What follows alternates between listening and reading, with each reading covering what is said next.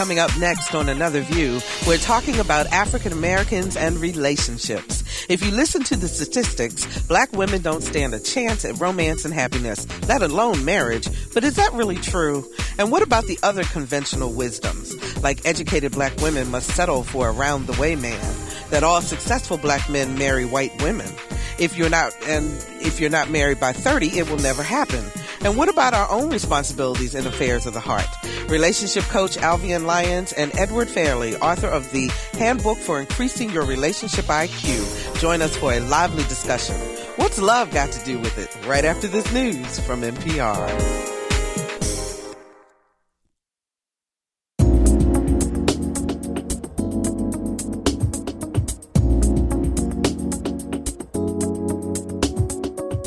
Discussing the issues and celebrating the successes of the African American community. This is Another View.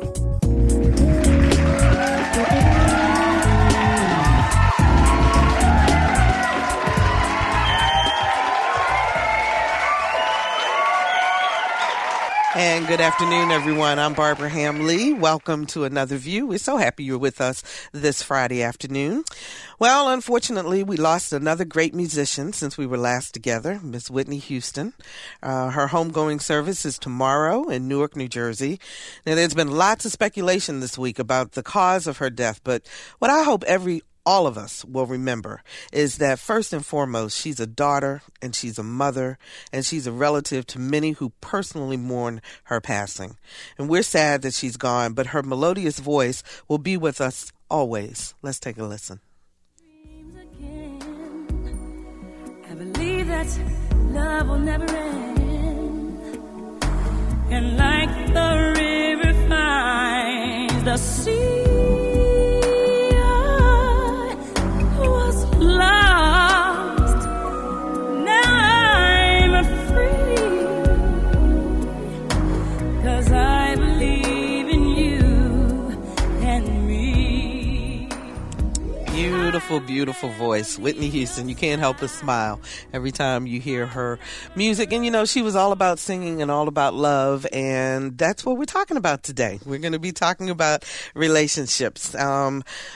Affairs of the heart and how we have to examine ourselves before we seek love in other places. My guests today are Edward Fairley. He likes to be called Eddie. Hi, Eddie. How are He's you? the author of the Handbook for Increasing Your Relationship IQ. And back with us again is Alvian Lyons. She's a professional and personal life coach and the CEO of Trace Success Consulting, LLC. Hi, Alvian. Hi. Glad to have you back with us. Welcome to Another View, both of you. So we were talking about this whole idea since this week was Valentine's week and everybody was doing the chocolate and the roses and and then there were some people who were at home unhappy, or like my daughter said, I'm boycotting this love day. Wow. So I think Valentine's Day kind of pulls out emotions from everybody.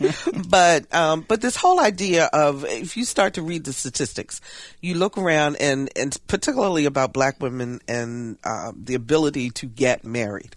You know, the statistics are horrible. 42% of African American women never marry. That 70%, that would include everybody who is either non-married, a widow, divorced, will never get married in their lifetime. You look at that and you go, what is going on with our community in particular that these numbers seem to be so bad? I'll start with you, Alvian.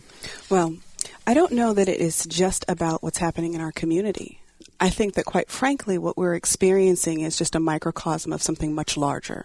Mm-hmm. The reality is that the workplace has changed.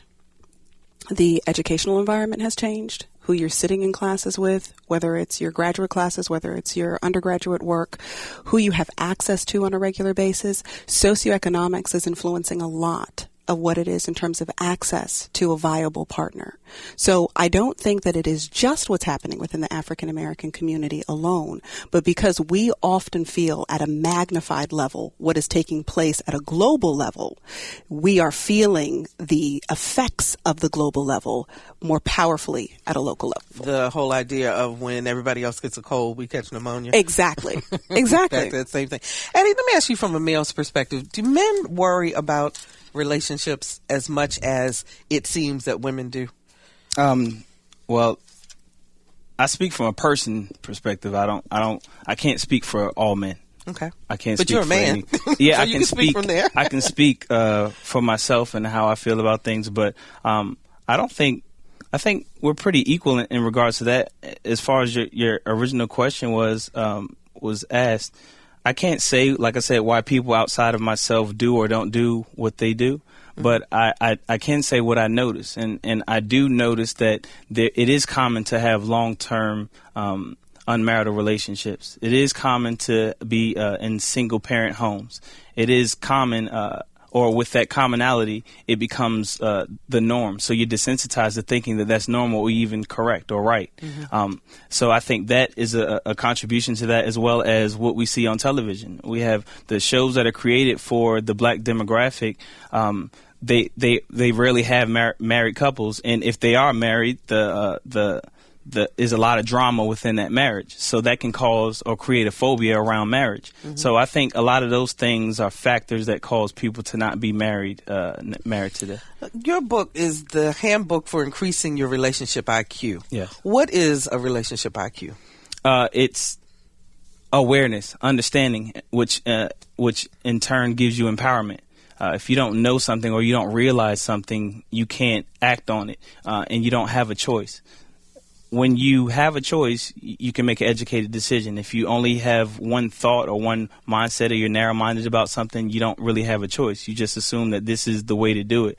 But when you're enlightened and you see the entire picture, now you can make an educated decision. So is your premise then that the more enlightened you are, the more the larger your pool may be in terms of connecting and getting a mate or staying within a relationship? No. Having that enlightenment allows you to pick the correct mate. Okay. So it's not. It doesn't make the pool bigger for you to receive. I mean, the numbers are the numbers. You can't change the numbers, but you can change or make decisions that will allow you to have the person that is correct for you, as opposed to settling. All right. So give us an example of how you determine what your relationship IQ is. I mean, we don't have enough time to do that.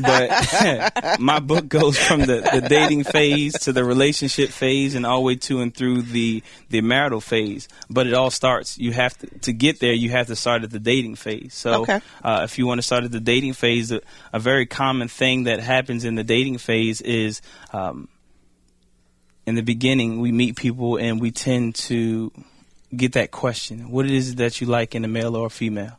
And because we're humans, we say that's just a regular question. Why not share that information? So we say, I like this, this, this, this, this, in a male or a female, or I don't like this, this, this, and then that person becomes this, this, this, or that, or doesn't do this, this, and this because they either like you and they want to get you, so they'll do that. So you're saying that the other person starts to mold themselves based on the criteria that you say you like, and it doesn't make them a bad person. They could be a bad person with the intent of I'm going to take advantage of the information you gave me.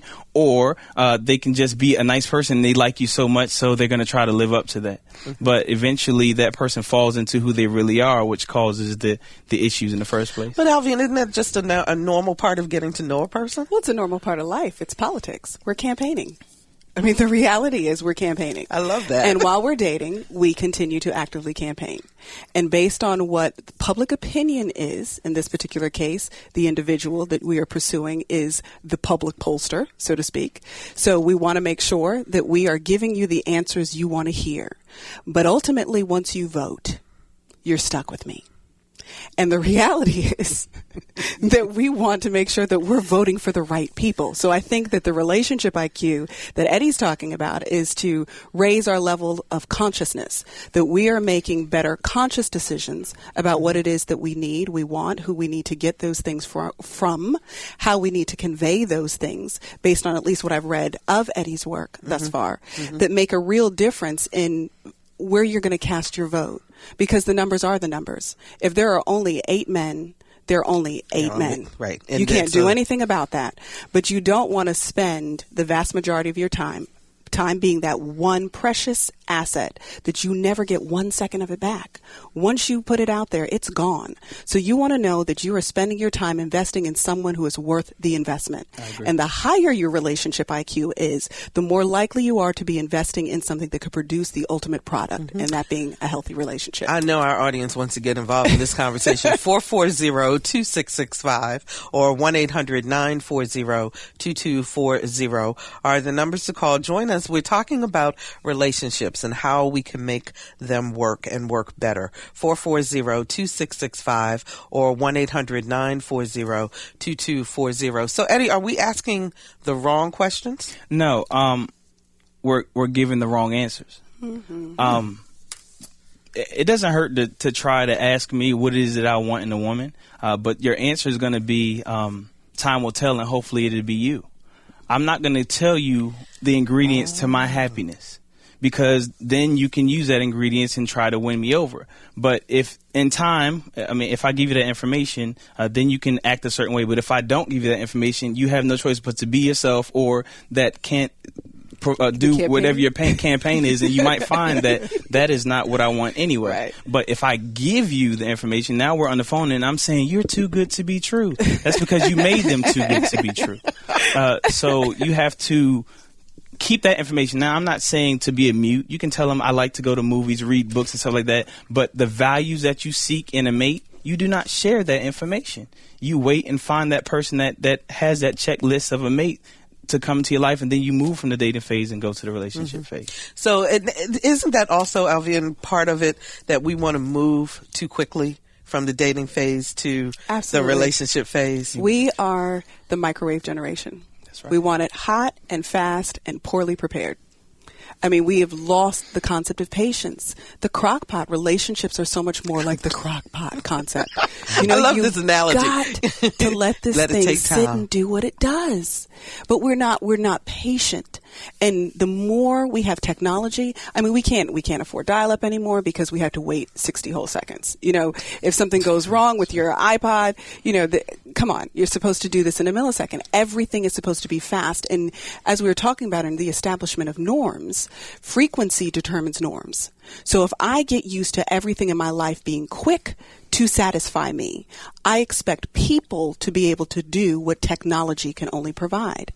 So now I want relationships to move at a pace that is unrealistic for it to be sustainable. So I'm making the wrong decisions with the wrong people because I'm trying to move at the wrong pace. Wow. 440-2665 or 1-800-940-2240. Jose, you're on your way to Maryland. Hello? Hello, you're on the air. Yes, how you doing today? Oh, doing fine. Go ahead, you can ask your question. Well, I was just listening in and I heard the number, so I'm driving and I thought I'd call in. It's just amazing information. I have been single for a long time. I'm in a committed relationship presently, and sometimes you just wonder what am I doing wrong? So I'm really interested in the book about the relationship IQ. If you can give me some more information about that. Okay, we're talking about this, so stay with us for the hour. Eddie, you want to address Jose? Well, feel free. Well, for one, you can go to www.edward, EDWARD, Fairley, that's F as in Frank, AIRLEY.com. And chapter 3 is up there for free. I'm not a big fan of trying to push anything. If you read if you read it and you like what I have to say and you feel you want more information, buy the book. That's why I put the excerpt there. So I don't want to just give you a book and say, here, buy this book and you'll love it. You determine for yourself if you want to make that investment. Okay, but let's give our audience a chance to listen to some of the advice that you actually do give in here. He's talking about, now he's in a long-term relationship. What are some of the things that you've observed or that you would say to help him to take it, if he wants to the next level? Okay, which would be marriage. The most important conversation that you need to have with anybody that you're in a long-term relationship with before you go to marriage is, why do you want to marry me? This is something that I just can't understand why counselors never had this conversation. They say that you need to communicate. That's the best way to keep a marriage together. But they never say to ask your mate, why do you want to marry me? Now, with that, you find one or two things, because people only want to get married for one or two reasons. Which are? They either want things to stay the same or they want things to change. So, with that being said, you'll find out that your wife is either saying, yes, I want to marry you because I want you to spend more time at home with the kids. I want you to come in the house at 9 o'clock or what have you. Or you'll find that, you know what, I've been in this relationship for 6 years or 3 years and I like what is going on. And I want that to come to, I wouldn't mind doing that for the rest of my life. But see, the thing is, a lot of times, our mindsets aren't the same. So we got married with the mindset of this is going to be the same way for the rest of our lives. Then you have this other person saying that I'm married thinking that the picture that I created, even though it doesn't align with what's been going on, is what's going to come to fruition after I say I do. And this is when conflict begins. That's an interesting perspective, Alvian. You want to react? Goodness. I know where to start. This is so delicious. Okay. I'm going to say the first thing that often happens, I think, in relationships is that we don't find out what each other's values are for real in the beginning. Because if I grew up believing that marriage is supposed to be a particular thing, when I seek a partner, I'm expecting you to be the manifestation of what it is that I believe you should be. The communication component is supposed to be about unveiling what our true beliefs are about the relationship that we're about to experience together. But the speed in which we do things make it very difficult for us to have real conversations. The fact that we get into, and I hate to call it intimacy, and I'm very funny about the fact that people say that, you know, we made love. You can only make love with someone that you're actually in love with. You were physically together. Mm-hmm. I don't know if it's appropriate to say the word on. Okay, so fine. Okay, so I'm trying to make sure that I'm very, very PG, if not G+. But you literally shared a physical moment, but you did not necessarily share intimacy. There is a difference, and when we share those physical moments so quickly, we absolutely interrupt what should have been a natural progression into something that really could actually create intimacy. We've got to have real communication. Okay. Stacy is joining us from Hampton. Hi, Stacy. How are you doing? Doing good. Good. You're on the air. Yeah, all right. Yeah, I was listening to an interesting conversation about relationships. And let me start by saying, you know, my wife and I have been married for 19 years. Congratulations. Yeah, excellent. Yeah, we've been together since high school. So the thing is, I think a lot of people rush relationships, whereas they don't take the time to get to know one another. They fall into lust, not love. You know, and I think in a relationship, you need to be what you're looking for. If you're looking for somebody who pays their bills on time, you know, respects one another, be that person. Don't put expectations on another person that you're not willing to live up to yourself. That's a very good point, Stacey. Thanks for calling. We appreciate that. You want to react, Alvin? Absolutely. He said a word that is my favorite. It's the expectation word. In the work that I do, we have created a technology we call People Smart Math. The fact is that relationships that we have publicly and professionally aren't really that different than relationships that we have intimately. It's just how we are compensated for that is different. The compensation of my investment outside is my paycheck. The compensation of my investment inside is love and affection. So the rules are actually not that different. If we were to take the rules that we use in our engagement publicly and we use them with our spouses privately, we would actually have better relationships because there's certain things we would not do to our colleagues that we do to our spouses all the time. Give me a specific example. For instance, at work, when you need to get a job done and get it done well, your responsibility in communicating what needs to be done is to explain your expectation. I have a task that needs to be done. I've hired you to do this task. This is what it is that's going to be necessary in order to get that done. When you don't explain what that is, you already know that you're most likely not going to get what it is that you want. The People Smart Math that we use is expectation minus explanation equals failure. You have immediately set somebody up to not meet your expectation because you never explained what you were expecting. That's right. You assumed that they saw things the way you see them. And as a result, your expectation was based on your assumption. So when we're not effectively communicating with one another, we are just passing assumptions back and forth. And in a vacuum of information, In a vacuum of explanation, all you're going to fill it with is assumption. It's assumption. So, Eddie, how do we get to that real conversation? Get rid of or enlighten yourself on the fact that there's no such thing as common sense. Okay, now what does that mean? People are going, what? And I'm glad they are, because now they can be enlightened. It's basically what she just said. When you use that term common sense, that is the assumption that what you have concluded everyone feels the same way about. So when you feel everyone feels the same way about it, do you explain it? No, because it's common sense. Mm-hmm. So you feel no need to explain it. So when they do something that is the opposite of what you've concluded to be common sense, you feel disrespected. You feel that they're just being rude or anything like that. Mm-hmm. So you just get mad at them and you don't explain because you think they already know because it's common sense. There's no such thing as common sense. Everybody has come up differently. Even Siamese twins have had different experiences. So they see life differently. So it is your job to explain why you feel this way, why I respond this way, why I get a little louder when I speak, when I'm talking about certain things. So instead of saying that's common sense, explain to them why you feel that way, and then they'll understand. And people remember based on the story, not by you saying, I don't like it. So if you give them the story behind why you don't like that, they'll remember the story, which will allow them they're able to apply it later. Exactly. That makes total sense. Yusef joins us from Williamsburg. Hi, Yusef. Yes, good afternoon. Good afternoon. Excellent topic. Thank you. Great guest. And Thank you, sir. unfortunately, this is more or less a conference than a show, but thank you anyway. Well, we at least hope to get the conversation going. Oh, you will, definitely. I don't know where to begin, but I'll do my best here as quick as I can. Okay. Excellent point earlier about the speed of things. Unfortunately, when you begin to put your hands all over each other, your ability to make concrete and decent and good decisions about that person ends at that point. Absolutely. You will be clouded.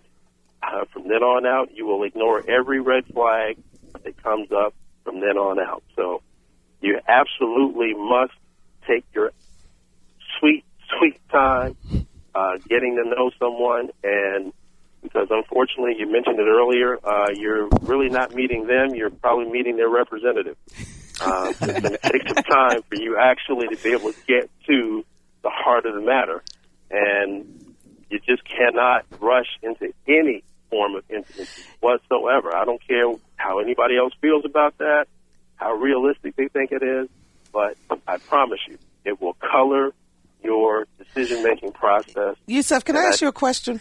Sure. While I have you on the air. Sure. From a male's perspective, and I'm going to ask you this too, Eddie, but do you take on a different impression of a female if they move into a physical relationship too quickly? As a general rule, unfortunately, men will become terribly judgmental and very unfair when it comes to how they feel about a woman and how quickly or how slowly she decides to take that step. I'm a very spiritual individual, and in my faith tradition, we don't believe in that level of intimacy before marriage. There's a saying that when two people are together, a man and a woman, if they're alone, there's also a third party in the room, and that is Satan or the devil. Okay. And trust me, you will be tempted and you will cross that line, unfortunately. Somebody will. Somebody will cross that line. Yusef, thanks so much for calling us. We appreciate it. Alvian. I want to jump in with the question that you asked, Yusef. What's true about, and I'm going to make a stereotype about men, so I'm admitting it in advance. Okay, and then you'll have your chance to respond, Eddie. Okay. And I think that it is real for most men. My experience, field research, just love men personally, just think it's real. The reality is that most men are hunters by nature. Hunters. If you actually know a real hunter, my dad is actually a hunter in his his leisure time. But if you know a hunter, his favorite kill is the thing he worked hardest for. He wants to mount that. He wants everybody to know how long he tracked that through the woods in the snow.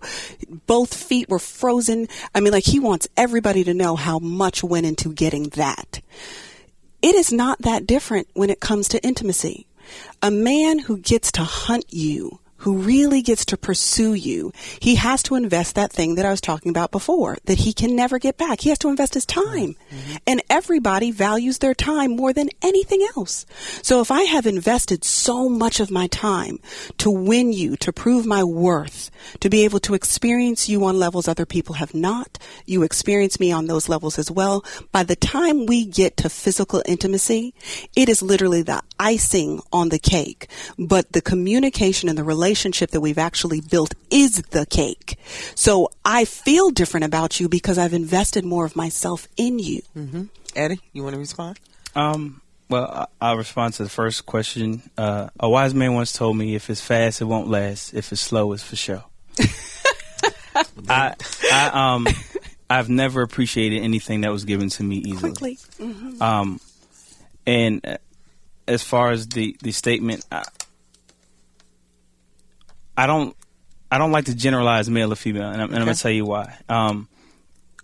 Everyone is a hunter, and even with that, well, not everyone. I'll take that back. Everyone isn't a hunter, and if all men were hunters, there wouldn't be so many people that had no ambition, no drive to get a job or be successful or anything like that. I agree with her statement, but I just don't think that all men are that way. There's women that get things or boast about their accomplishments and stuff like that because they hunted or they tried to accomplish something. So my mentality is, if there's an exception to your rule, that's not truth. It's just a theory. And that will cause you to make assumptions about people instead of digging deeper into making a decision. But what she said, I definitely agree with people, striving to get something. But no, I would not appreciate. But like I said, I see people that are married that slept together the first date. So I can't. It's like I cannot speak for other people, but Right. I personally would not want anything that comes easy. That comes too Not easy. at all. Okay. If you're just joining us, this is Another View, and we are talking with Alvian Lyons, who is the CEO of Trace Success Consulting, and with Eddie Fairley, who is the author of the Handbook for Increasing Your Relationship IQ. Our numbers are 440-2665 or 1-800-940-2240. Chris joins us from Norfolk. Hi, Chris. You're on the air. How are you doing today? Doing good. I was going to, it seems a more or less recurring theme of the entire conversation today is presumptions or assumptions. And I think one of the ways that it was mentioned also that, relationships today, many people unmarried, whether that be a socioeconomic thing or divorce rates increasing. One of the big reasons you also talked of was the increased education level. People are more engaged. More people are working. Fewer, one-income families type of thing. Mm-hmm. One thing that binds people together, that eliminates assumptions and presumptions, is mutual experiences. I'm active duty military, returned from combat a couple of times, and I can speak volumes. And from experience of the difficulty it is to communicate with somebody who hasn't experienced things the same way. Like, my definition of fear is much different than my wife's definition of fear or hate and stuff like that. So we as humans, when we use words to communicate, the understanding behind those words are based on experiences. And the only way to truly build mutual understandings of words is by mutual experiences. And I think that's where the additional labor force that we've developed in the past, century, that's called upon, women and minorities that was otherwise non-existent because, arguably, the white male dominant class. I think this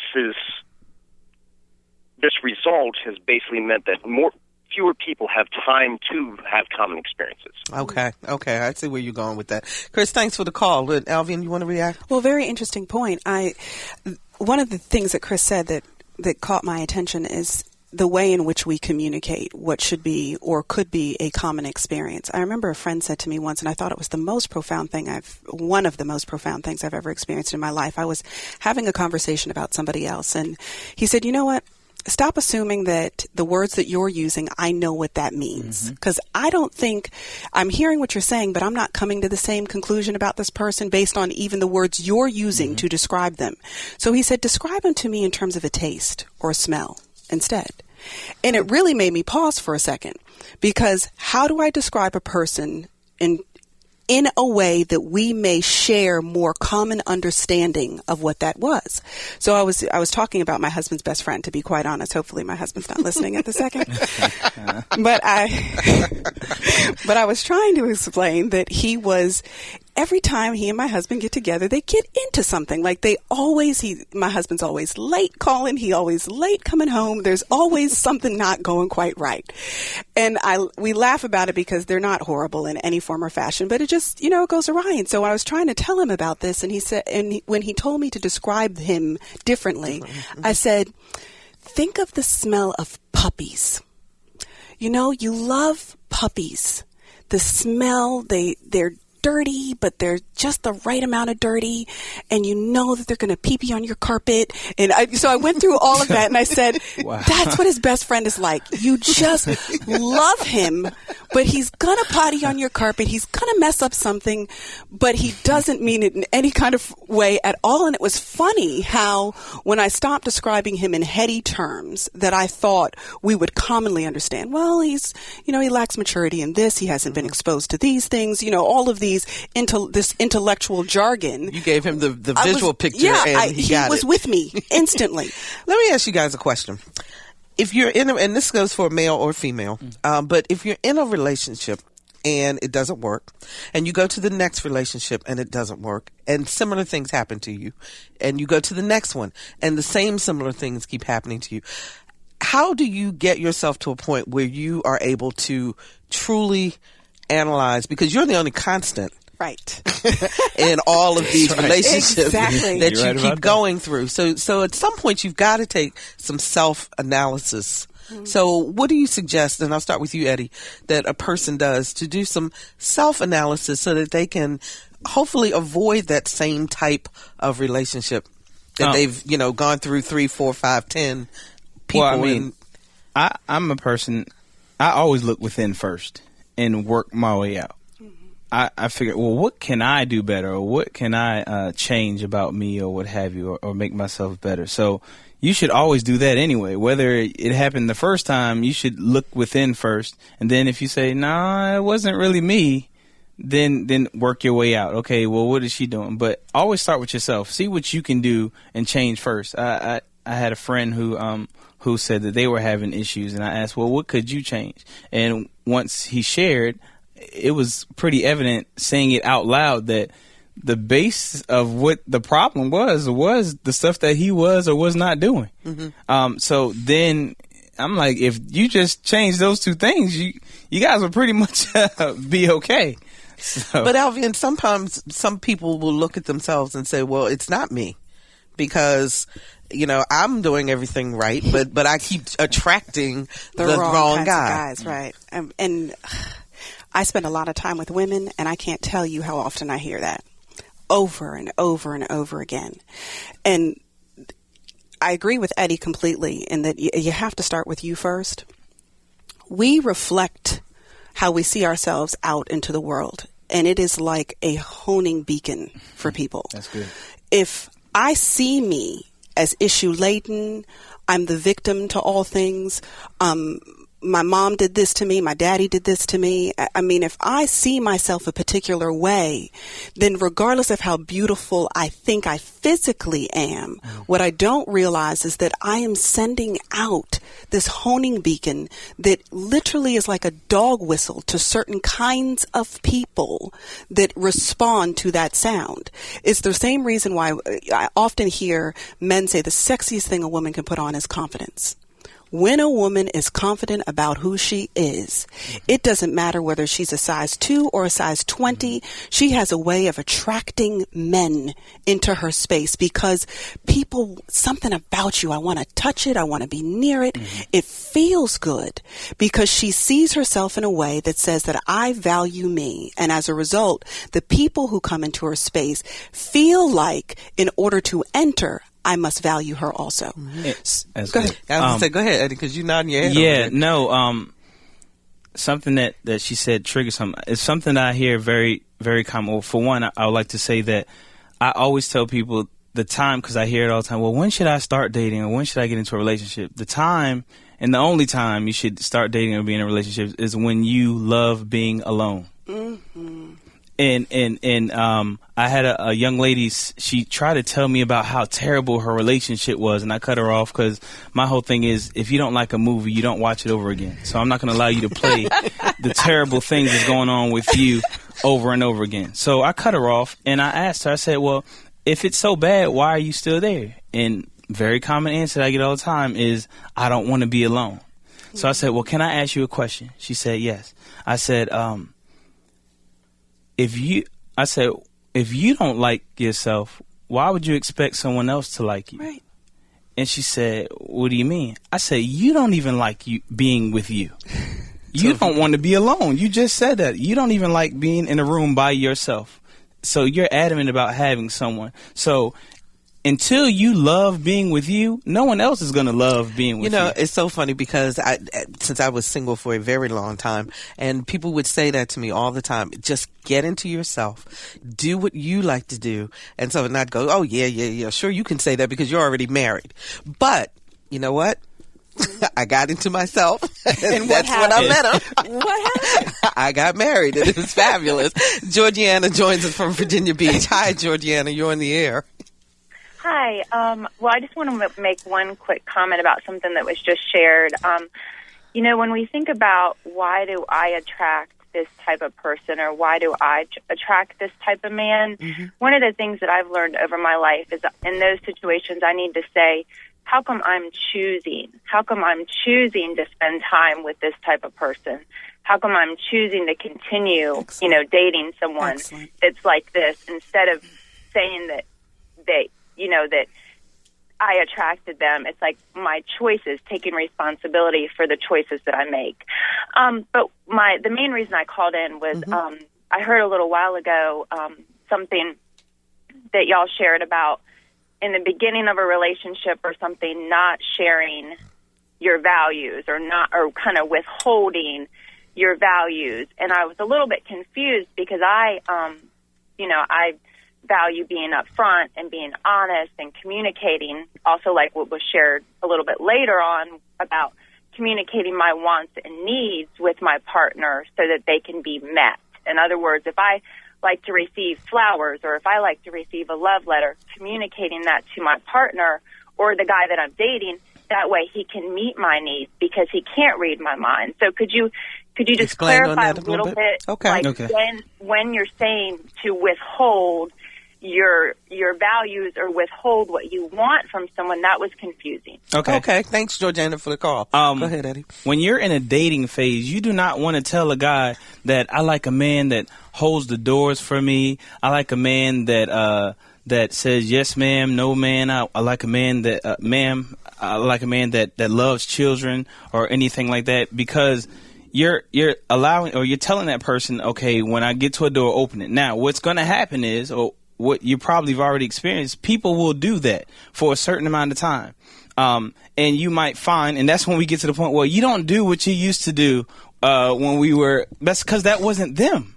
So you've invested time in someone that wasn't really who they were. You've provided them with information that allowed them to play a certain role to get what they wanted. And now when they fall into who they are, you're mad with them, and then they're mad with you because they feel like you're trying to change them when in actuality they change themselves. So are you saying that we should observe, as we go out, as we go to the movies or go out to dinner and so forth, we should spend more time observing the other person as opposed to you should already have a list of values, what you want in a male or female. So And- if he doesn't open the door and that's one of your and values, that's your values. you already know You should it. have a list of no-goes. I'm not. That is a no-go. You don't believe in God? That's a no-go. You don't respect women? That's a no-go. And you should stick to that list. And until you check off every single thing on that list, you should not go to a relationship. Why? Because relationships are already complex, and you're gonna already go into the something that's complex, arguing about the things that they're lacking on that list. But see, as humans, like we said, microwave world, we get into well, I want it fast, I want it now. So we start saying to ourselves, well, okay, well, I could compromise on that. nope. We'll say this. We'll say to ourselves, well, no one's perfect. That's what we say to ourselves. Oh, I hate no that. one's perfect. But see, the thing is, that's your list. That's who's perfect for you. That's not making that person perfect. No one's perfect. That means that person is perfect for you. So now you check off all the lists, you move on. Now you have something worth fighting for. Once and it won't be easy to break because you have that right there as the adhesive to keep you all together. Okay. Go ahead, Alvian. Okay, well, I see it. I definitely can feel what Eddie is saying, particularly from the campaigning perspective, because what he's talking about is make sure that you're really experiencing the sincerity of an individual. You really have and are investing in the genuine person. I think that in the list, so to speak, the list needs to be things that are the core of an individual, That's right. the character of an individual. I agree. I don't think that it's so much, even though Eddie lightly used, opening a door per se. What he's really talking about is if respecting my space, respecting me as a woman, caring about me is important to you, then that needs to be on your list. Now, how that's manifested, you may have to coach your partner into what that looks like for you based on your love language, because we all have different love languages. I think that the work that Gary Chapman did was very good, in that there are 5 love languages: quality time, words of affirmation, acts of service. What was the other one? Gifts and touch were the 5 of his love languages.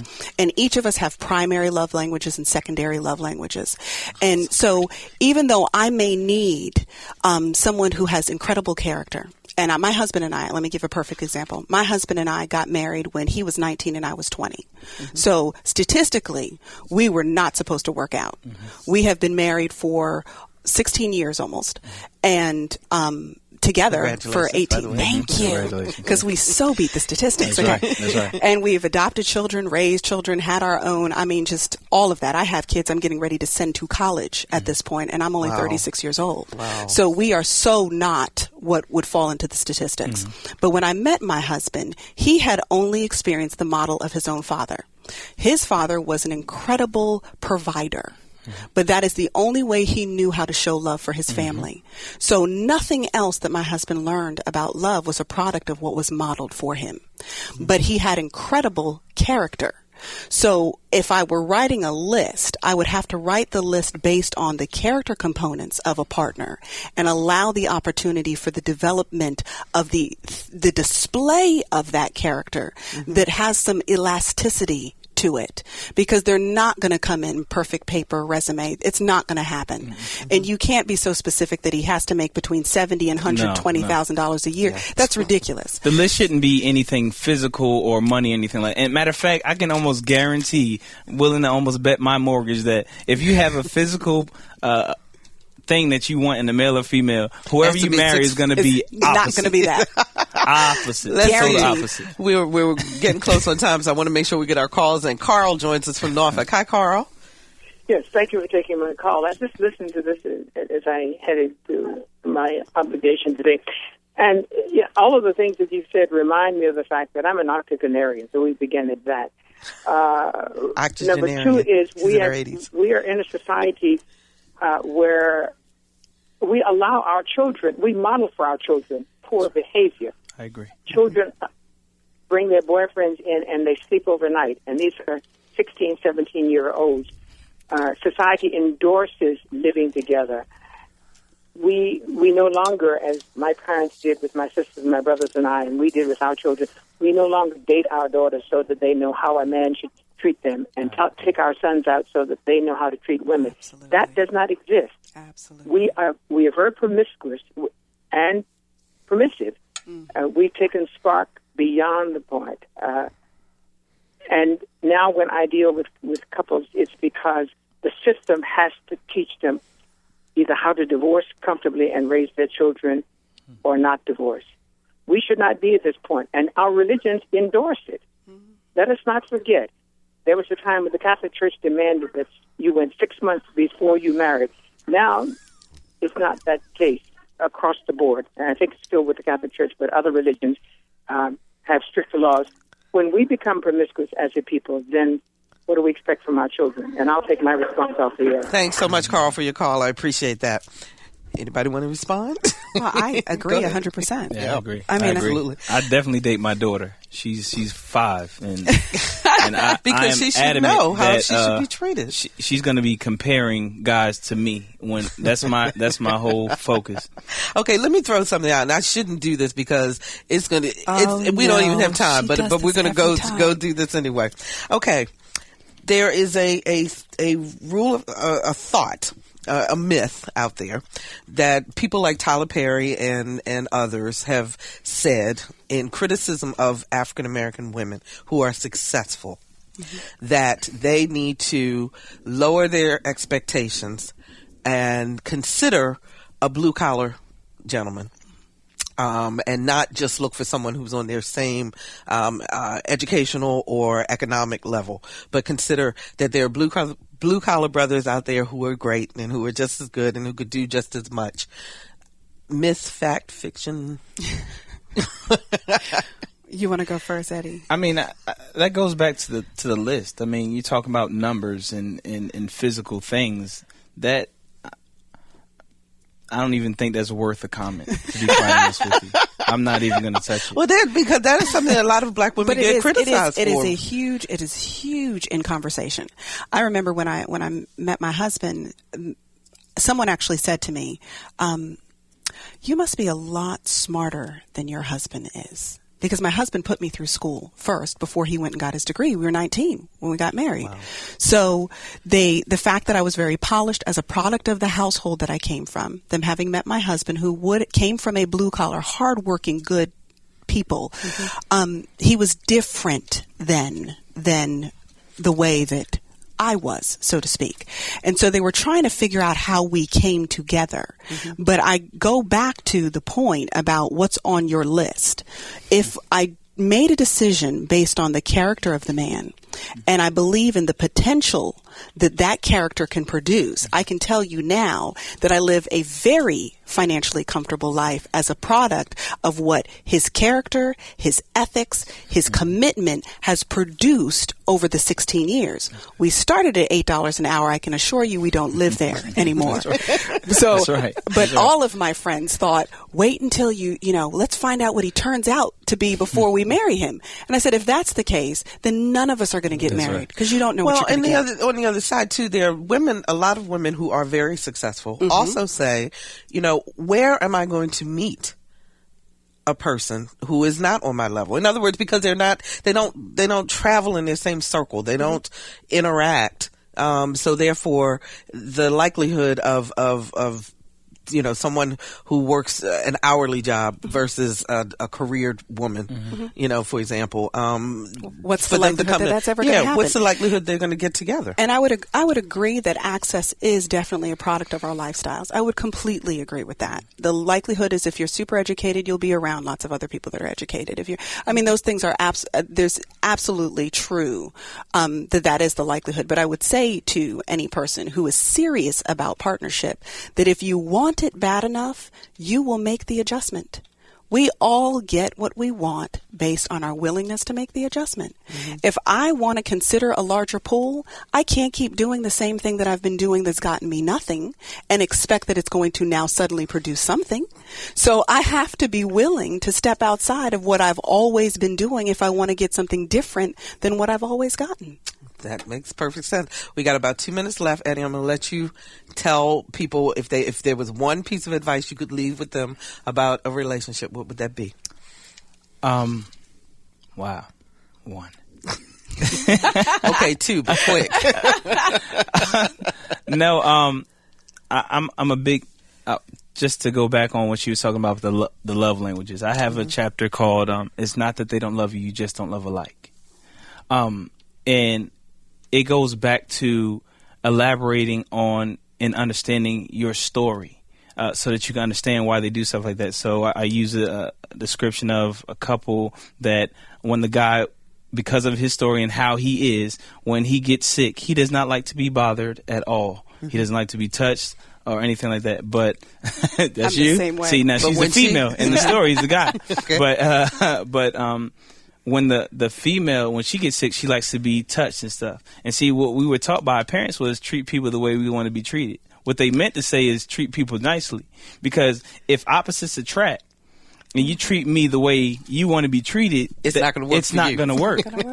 So you have to seek how that person wants to be treated and treat them as such. Okay.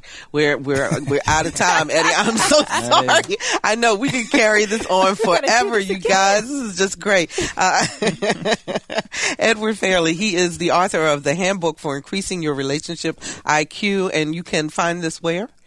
Anywhere. Barnes and Nobles. Okay. Actually, I'm having a book signing at Barnes and Nobles next Saturday, the 25th, and the mall over here in downtown Norfolk. Okay, and Alvian Lyons. Alvian, you said you wanted to continue the conversation on Facebook. Absolutely. I just Google or go onto Facebook and look up Alvian Lyons, ALVEANLYONS, Okay. and I will make sure that I comment so that you guys can continue this conversation because there's so much to be said. Fantastic. Thank you all both for joining me today. I so appreciate it. And we'll be right back. You must try to ignore that it means more than that. Oh, what's love got to do? Got to do with it. What's love but a second hand? And that was the gist of the day. What's love got to do with it? Lots to do with it. Now it's time to share some events happening in Hampton Roads over the next few days. Looking to buy a home for the first time? Check out the First Time Homebuyers class sponsored by the VHDA and the House of Hope Foundation. It's tomorrow, Saturday, February 18th from 10 until 4 at the Janiff Branch Library in Norfolk. To find out more, call 237-0494. On Tuesday, February 21st, Norfolk State University hosts the Honorable Reverend Joseph Lowry, renowned civil rights activist and co-founder of SCLC. It's at 7 p.m. on the Wilder Center, in the Wilder Center on campus. It's free and all are invited to attend. If you're searching for employment, don't miss the job fair presented by Good Seed, Good Ground and Newport News Councilwoman Tina Vick. The job fair will be held on Thursday, February 23rd from 10 until 3 at the Downing Gross Cultural Arts Center in Newport News. Please dress to impress and bring your resume. For more information, call 244-100199 or 926-8634. And if you're a business professional, you may want to check out the Score Big Empowerment Conference. It's also on Thursday, February 23rd. This one is at the Chesapeake Conference Center from 6:30 to 8:30. New Direction Coaching Associates are your hosts. Call 962-5800 to find out more.